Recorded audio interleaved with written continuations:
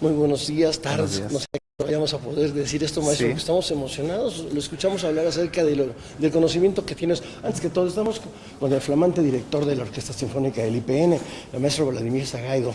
Maestro, sabemos que tuviste estudios en San Petersburgo, en la Universidad de Moscú, y bueno, ¿qué se siente dirigir a una orquesta como la Sinfónica, de la que además tú tienes muchos conocimientos, dado que tu mamá fue miembro de esta orquesta? sí. Bueno, primeramente muchas gracias por la entrevista. Sí, me siento muy emocionado porque a pesar de que mi formación profesional fue en Europa, o sea, no solamente fue en Rusia, en Moscú y San Petersburgo, también fue en Alemania, también fue en Estados Unidos, también fue en Austria. Y prácticamente, pues no sé si me puedo considerar músico latino, pues no sé, yo nací en Unión Soviética todavía, viví 14 años en Rusia y los otros 23 años, tengo 37, 23 años vivo en México.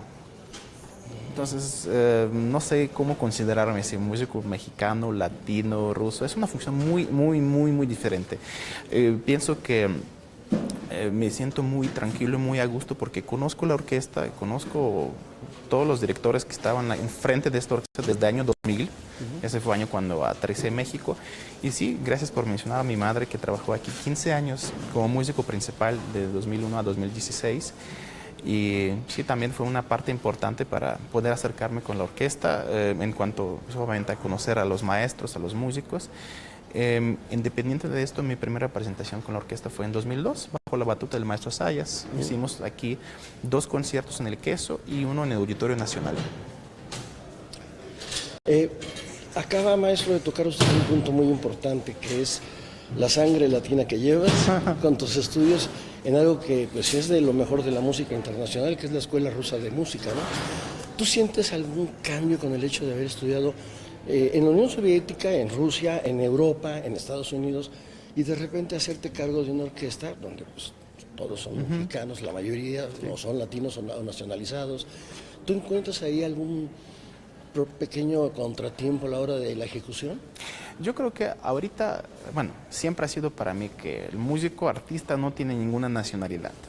O sea, y sobre todo ahorita que las escuelas, las tradiciones son tan mezcladas, estamos hablando de que pues, tanto los maestros rusos en Europa, principalmente, pues, a partir de la Revolución Rusa, que fue mucha ola de migración, pues ellos fueron los que estaban dando clases en Europa, también una parte importante.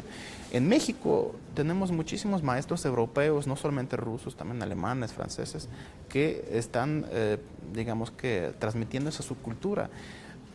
Cabe mencionar de que cuando se fundó el Conservatorio de San Petersburgo, no había ni un solo maestro ruso durante los primeros 60 años.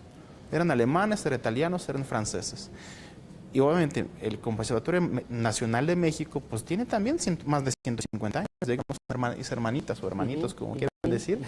Y obviamente aquí los maestros también, o sea, tenían sus estudios en extranjero. Pues, hablando de Ponce, hablando de Castro, Julián Carrillo, que también pasó un tiempo no solamente en Francia, sino también pasó inclusive en la Gewandhaus de Leipzig, tocando. Pasó mucho tiempo también en Países Bajos. Estamos hablando de una fusión importantísima, ¿no? Entonces, decir que la diferencia, pues no, la cuestión es que el criterio es, a lo mejor sonará muy rígido, ¿no? Hay músicos muy buenos y hay músicos a lo mejor no tan buenos, ¿no? Afortunadamente la orquesta solamente tiene de los y puedo decir, muy buenos músicos, ¿no?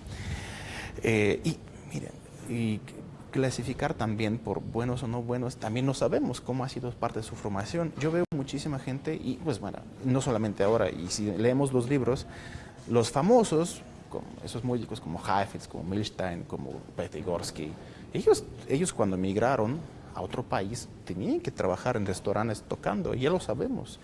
Y hay mucho músico en México también que hace ese tipo de trabajos, estos eventos. Pero qué bendición estar en un país donde la gente aprecia tanto al músico. ¿En qué sentido aprecio? O sea, a lo mejor uno dice, no, pues ya contrato mi grupo, contrato mi mariachi, lo que sea, pero es una parte esencial de la vida. Entonces la música en la vida de los mexicanos está ocupando un lugar muy, muy significativo. Entonces yo creo que México es un país para los músicos bastante cómodo, bastante feliz, y encontrarme la diferencia en la dirección, no, porque al final de cuentas estamos tocando las 7 notas, las escalas, la música que pues, obviamente no tiene ningún tipo de diferencia, porque solamente en los estilos, solamente en la forma de ejecutar, ¿no? Pues obviamente ejecutamos diferente Brahms que Revueltas, ¿no? Y Rachmaninoff que Blas Galindo, es obvio, ¿no? Pero en cuanto al trabajo con los maestros, yo siento una sintonía, es uno, y yo no puedo, ahorita no, al menos yo no me atrevo a clasificar en alguna otra diferencia. Hay muchas formas de aprender. Hay muchas formas de aprender idiomas, profesiones, etcétera, etcétera. Lo mismo en los músicos. Pueden tener un maestro alemán, pueden tener un maestro mexicano, pueden tener un maestro ruso, lo que sea. Pero el propósito final, yo creo que los buenos maestros coinciden en la mayoría de los puntos, los criterios, cómo debe ser un músico profesional. Muy bien, maestro. Maestro Vladimir Sagaido, hablando precisamente de música, vemos que esta segunda temporada es muy rica, muy ambiciosa, es muy completa y sobre todo pues tenemos una buena mezcla. ¿Quién fue el autor? ¿A quién le debemos esto de tener desde Queen, con mariachi sinfónico, con Rachmaninoff, en fin? ¿De quién fue la idea? Bueno, la cuestión es que tenemos aquí un gran equipo de trabajo. Pues tengo el honor, el gusto de conocer a la doctora Sánchez, que es la directora de difusión cultural. Tengo un gran equipo que es licenciada Patricia Ireneos, licenciado Javier Oropesa, que forman parte del equipo en la orquesta. Okay. Aparte, y obviamente toda esa temporada, pues con una propuesta artística mía fue creada, ¿no? Digamos que algunas ideas pues, se aportaban, por ejemplo, en la cuestión de Queen fue una más bien idea y petición de la dirección general de hacer un concierto de ese tipo. Y en la cuestión de mariachi, todo el mes patrio, digamos que fue una injerencia mía en general. En Rachmaninoff también fue injerencia mía. Y en cuestión de planetas de Holst, del programa que es en octubre, pues tomé la consideración de conservar el programa propuesto por el director artístico anterior. Entonces yo creo que pudimos satisfacer a todas aquí en cuestión de programación, pero generalmente estamos hablando, digamos, en las juntas sobre ideas, sobre qué puede hacer, y pues a mí como una autoridad artística lo que me toca es proponer solistas, programas, y pues la idea, digamos, yo no me gustaría quedarme con la idea completa, entonces yo siempre menciono el equipo, pero es un gran trabajo y gran equipo que tenemos. Maestro Sagaido, ya por último, para despedirnos, sabemos que usted tiene muchas ocupaciones artísticas, administrativas, incluso lo estábamos escuchando. Sí. Entonces, nada más preguntarle, en otras ocasiones la orquesta nos ha deleitado, inclusive con programas sobre los Beatles, con programas sobre grupos de música pop moderna. ¿Hay también por ahí otras posibilidades de explorar con la Sinfónica de parte de usted? Sí, esa sería una, y la otra. La Sinfónica también ha salido del queso. Sí. Entonces, ¿se pretende seguir con esta historia de un politécnico que también saque a la Sinfónica a recorrer la República? Mira, correcto. Dentro de nuestras funciones principales, no solamente están los conciertos aquí en queso, como usted dice, también atendemos nuestras dependencias. En esa temporada están incluidas varias presentaciones en las dependencias. Una va a ser en Upixa en noviembre. Ya se han realizado 2 presentaciones para dependencias, que esas dependencias vienen al queso.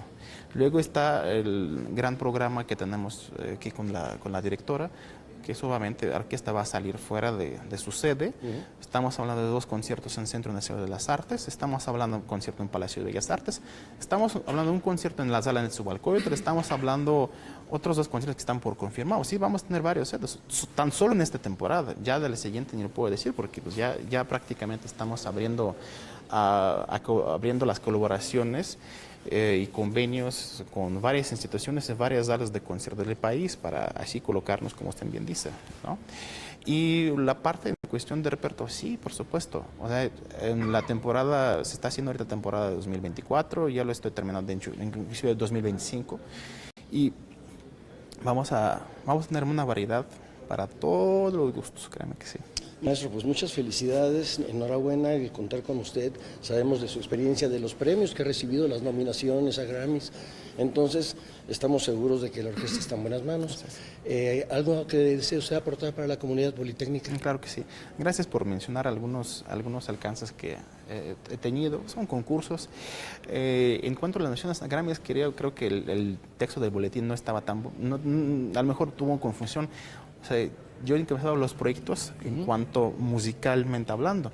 Los que reciben los premios son los artistas y son los ingenieros de sonido. Pero, pues créeme, pues, hablando también de los músicos de la orquesta, varios han participado en este programa. Y los comentarios que hemos recibido en el extranjero sobre las grabaciones de los músicos que ha llevado pensaba que era una orquesta de Londres o de Estados Unidos. Y dije, no, es orquesta mexicana. Entonces, en esa cuestión, pues esas nominaciones eran muy merecidos precisamente por parte de los músicos mexicanos, artistas, inclusive una bastante cantidad de integrantes de la orquesta del Instituto Politécnico Nacional. Y lo que me gustaría agregar es precisamente que ya lo había externado, que los medios nos apoyen en la promoción de nuestros conciertos. Obviamente, pues, el mundo ahorita está muy dinámico. Entonces, si los directores de antes y las orquestas de antes se dedicaban únicamente de hacer su trabajo, ensayar, ejecutar, presentar conciertos, pues ahorita no tenemos que pues correr. Algunos están atrás. Yo creo que no estamos atrás nosotros en esta cuestión. Estamos en medio entre correr y alcanzar, y a veces en algunos momentos hasta superar un poquito. Pero mi comentario es que vengan a conocer la orquesta, los que no la conocen, los que ya conocen, por favor, asistan a los conciertos. Los precios de los donativos están tan accesibles, de verdad, de los programas están tan variados que vale la pena muchísimo estar con nosotros. Pues nuevamente enhorabuena, maestro, y nos despedimos dejándonos realmente satisfechos porque sabemos que la Orquesta Sinfónica va a seguir cosechando logros internacionales y nacionales. Sí. Muchas gracias, maestro. Un placer.